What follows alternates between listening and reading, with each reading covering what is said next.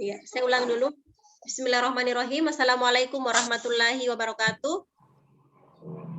Alhamdulillah, pada pertemuan ini, sekalipun pembelajaran secara daring, namun kita masih bisa diberikan kesempatan untuk tetap bertemu dalam proses pembelajaran pendidikan agama Islam dan budi pekerti. Mudah-mudahan hari-hari kita sampai seterusnya selalu dalam perlindungan Allah Subhanahu wa Ta'ala. Mari kita berdoa sebelum belajar. A'udzubillahi minasyaitonirrajim. Bismillahirrahmanirrahim. Rabbi zidni ilman warzuqni fahman. Amin. Iya. Untuk pembelajaran ini ada materi yang akan Ibu share. Kalian nanti bisa lihat.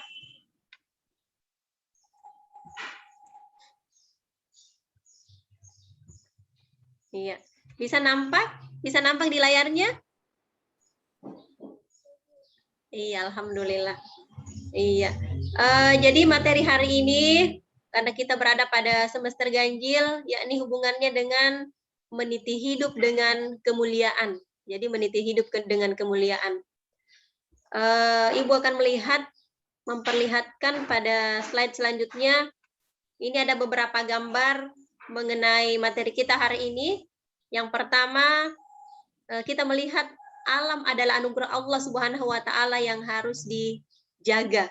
Kemudian yang kedua adalah tetap berbaik sangka kepada Allah Subhanahu wa Ta'ala walaupun sedang sakit. Dan pada gambar ketiga, memberikan hadiah kepada orang lain sebagai tanda persaudaraan. Nah, topik ini yang akan kita bahas pada pertemuan ini. Nah, yang pertama adalah pengendalian diri. Ya, jadi yang dimaksud dengan pengendalian diri atau kontrol diri dalam bahasa Arab itu disilakan dengan mujahadah nafs. Apa yang dimaksud dengan pengendalian diri atau mujahadah nafs? Yakni menahan diri dari segala perilaku yang dapat merugikan diri sendiri dan orang lain. Seperti serakah atau tamak. Iya. Jadi biasa juga diberikan contoh pengendalian diri ini biasa dikenal dengan as-saum. Apa itu as-saum? Berpuasa. Iya. Jadi satu riwayat bahwa pernah Rasulullah Shallallahu Alaihi Wasallam bersabda hubungannya dengan pengendalian diri bahwa wahai golongan pemuda, barang siapa di antaramu mampu menikah, hendaklah dia menikah. Yang demikian itu amat menundukkan pandangan dan amat memelihara kehormatan. Tetapi barang siapa tidak mampu, maka hendaklah dia berpuasa, karena puasa itu menahan nafsu baginya. Hadis riwayat Bukhari. Ini adalah salah satu contoh dari pengendalian diri.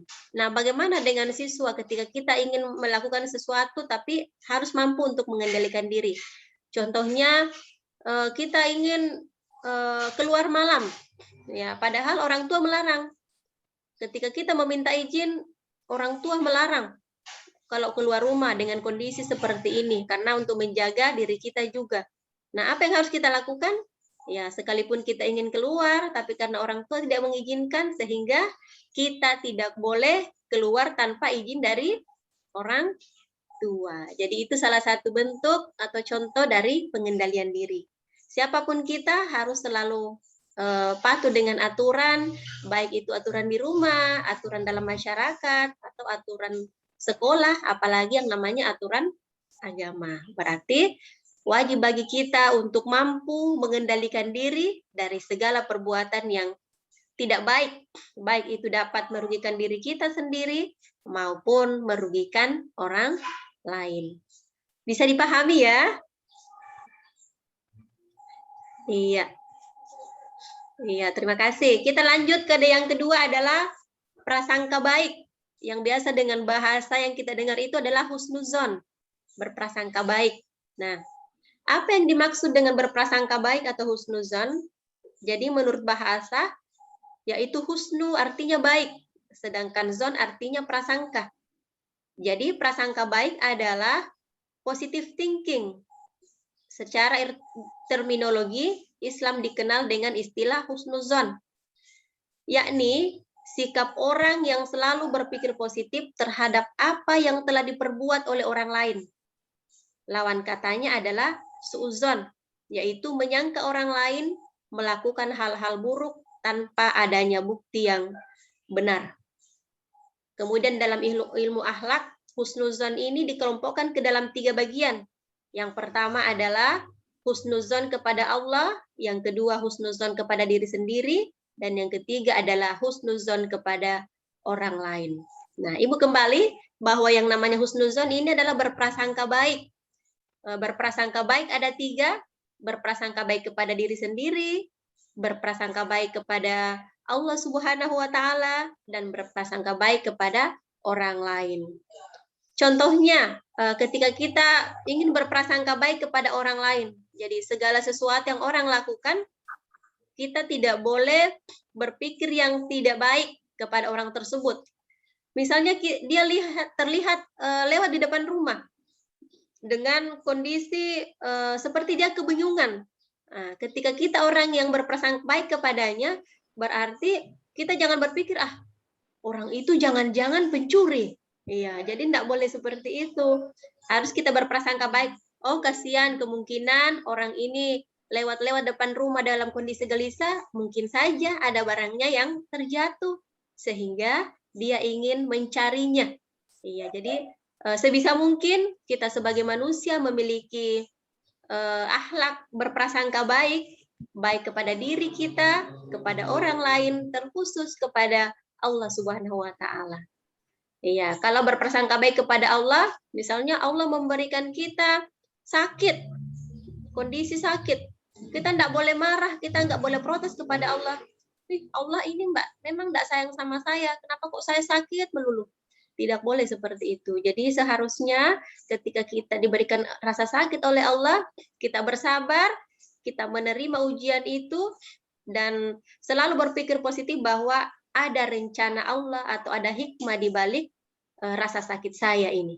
Iya, jadi harus seperti itu ya, harus positive thinking ya, apapun itu. Nah, yang ketiga adalah uhuwah. Akhlak yang ketiga adalah uhuwah. Apa itu uhuwah? Jadi uhuwah dalam Islam dimaksudkan bukan sebatas hubungan kekerabatan karena faktor keturunan. Akan tetapi yang dimaksud dengan persaudaraan dalam Islam adalah persaudaraan yang diikat oleh tali akidah, ya, sesama Muslim. Jadi bukan karena kita sama-sama dilahirkan dengan orang tua yang sama sehingga dianggap bersaudara, tidak. Tapi termasuk di dalamnya adalah ukhuwah, yaitu saudara sekeyakinan, saudara seislam kita, saudara seagama kita. Kemudian dengan fungsi kemanusiaan, bahwa kita adalah sesama manusia, hidup berdampingan. Misalnya di dalam bertetangga, kita bertetangga dengan orang yang berbeda keyakinan dengan kita, nah kita itu juga bersaudara, sekalipun tidak saudara sekeyakinan, akan tetapi kita itu adalah saudara sesama manusia. Jadi harus tetap dijaga hubungan tersebut. Nah, Rasulullah pernah mencontohkan bagaimana mempersaudarakan antara kaum muhajirin dan kaum ansor. Iya, antara keduanya mereka saling memiliki hubungan yang sangat baik karena sama-sama keyakinan, sehingga mereka betul-betul membina persaudaraan itu dengan baik. Dan itu salah satu contoh, kita harus merujuk dari situ bahwa siapapun kita adalah bersaudara. Entah kita saudara kandung, atau entah itu kita saudara seagama, atau saudara karena kita adalah sesama manusia. Jadi harus selalu dikuatkan persaudaraan itu. Bisa dipahami? Iya, terima kasih. Nah, ini adalah salah satu ayat yang berhubungan dengan pengendalian diri, prasangka baik, dan persaudaraan. Terdapat dalam Al-Quran, Surah Al-Hujurat, ayat 12 berikut. A'udzubillahi minasyaitonirrajim. Bismillahirrahmanirrahim. Ya ayyuhalladzina amanu jatanibu katsiran minaz-zanni inna ba'daz-zanni itsmun wala tajassasu wala yaktab ba'dukum ba'dan ayuhibbu ahadukum ayyakula lahma akhihi maitan fakarihtumuhu wattaqullaha innallaha tawwabur rahim. Yang artinya, wahai orang-orang yang beriman, jauhilah banyak dari prasangka. Sesungguhnya sebagian prasangka itu dosa. Dan janganlah kamu mencari-cari kesalahan orang lain, dan janganlah ada di antara kamu yang menggunjing sebagian dari yang lain. Sampai diumpamakan, apakah kamu suka memakan daging saudaranya yang sudah mati? Tentu kamu merasa jijik. Dan bertakwalah kepada Allah, sesungguhnya Allah Maha penerima taubat, lagi Maha penyayang. Ya, jadi begitu pentingnya yang namanya persaudaraan, begitu penting yang namanya berprasangka baik, begitu penting yang namanya saling berpositif thinking, sehingga Allah Subhanahu wa Ta'ala menurunkan ayat ini agar supaya kita senantiasa selalu menjaga 3 hal tersebut. Tetap menjaga hubungan baik, tetap berpositif thinking, dan tetap bagaimana kita bisa selalu bersaudara dalam hal-hal yang sesuai dengan aturan. Sesungguhnya Allah Maha Penyayang atas segala sesuatu dan Maha Penerima taubat.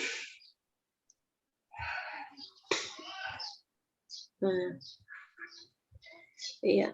Jadi isi kandungan surat ini yang pertama, memerintahkan orang-orang yang beriman untuk menjauhi buruk sangka. Ya, jadi kita diperintahkan untuk selalu berbaik sangka kepada orang-orang mukmin atau saudara sesama manusia. Kemudian yang kedua, melarang memata-matai atau mengintai dan mencari-cari keburukan orang lain.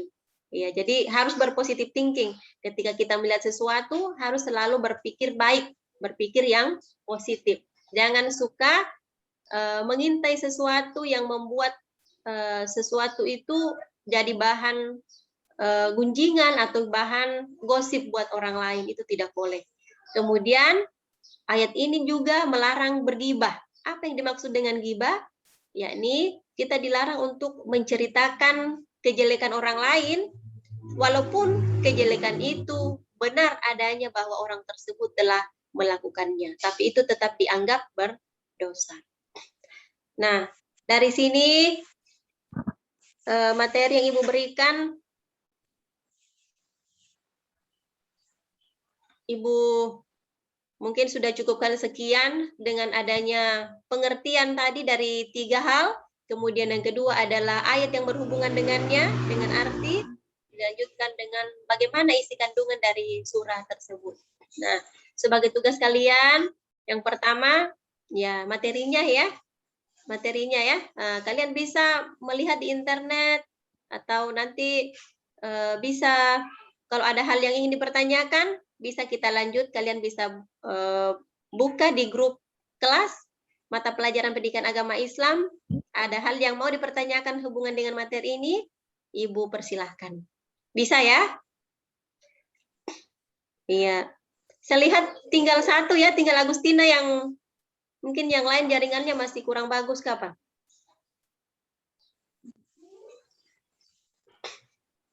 Iya. Mungkin materi ini Ibu cukupkan sekian. Terima kasih banyak atas perhatiannya. Sekalipun masih kurang partisipasi dari yang lain, tapi kita masih bersyukur.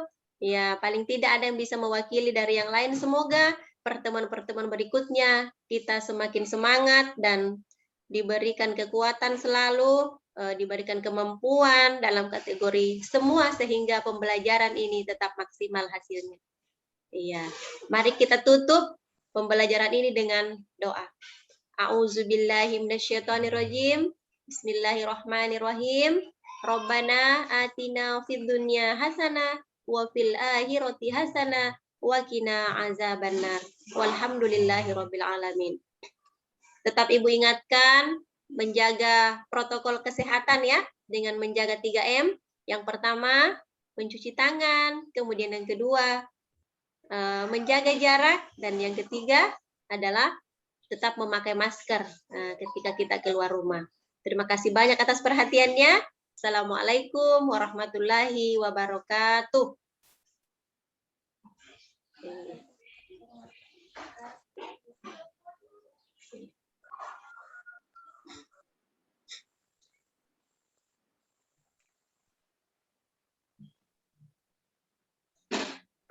Ibu tutup ya.